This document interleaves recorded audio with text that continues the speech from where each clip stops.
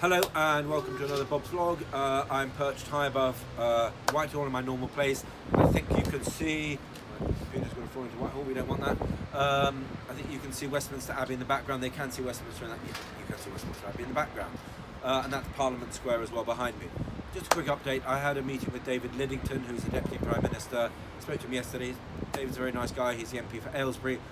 And I just ran through some of the campaigns that I'm dealing with government at the moment on, and I said to him that just because we're going through a lot over Brexit at the moment, it was very important that government and ministers don't lose sight on what's important.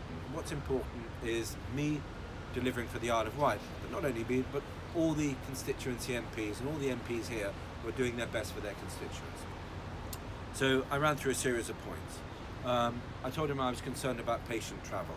I wanted a better deal for Isle of Wight patients going to the mainland for treatment.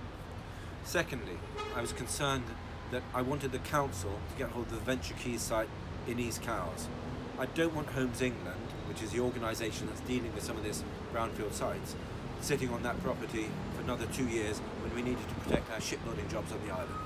I also said I wanted a quick decision on Camp Hill, and I wanted to make sure that the council got Camp Hill into our control so that we could use Camp Hill for the public good. We talked about ferries and we talked about transport as well. There's a scandal about Newcastle's metro stock being 40 years old. I did remind him that the Isle of Wight rolling stock is before World War II, and our rolling stock is now about 80 years old as well.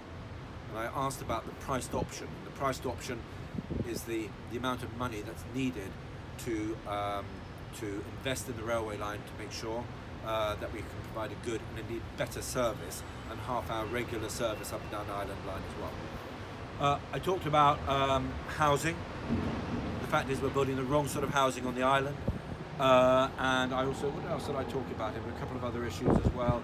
I talked about generally about NHS costs, and I felt that we are underfunded compared to the mainland, and more generally about fair funding and the need for a fair funding formula for the Isle of Wight. And we had really good news on that this week, that the Fair Funding Review specifically talks about the needs of islands and specifically talks about the needs of the Isle of Wight. And that is a result of quite a few meetings now that I've had with ministers to remind them about the needs of the island. And the fact is that when they're looking at fair funding for local government services, which is really important stuff, not the sort of stuff that always makes headlines, but it's really important. They needed to take into account that we are divided from the rest of England by the Solent. So those are just some of the things that I talked about with the Deputy Prime Minister yesterday, and I wanted to just update you on that. It's now Wednesday. I think we're moving on to what's known as a one-line whip this afternoon. I'm here as well tomorrow, and I think tomorrow evening, is that the 21st of December now, isn't it? What's the date today? I've lost track of time. 20th. No, it's the 90th day. So the 20th of December we go into recess. So you'll get another quick little update from me before recess, and I'll catch up with you then. So thank you very much indeed for listening.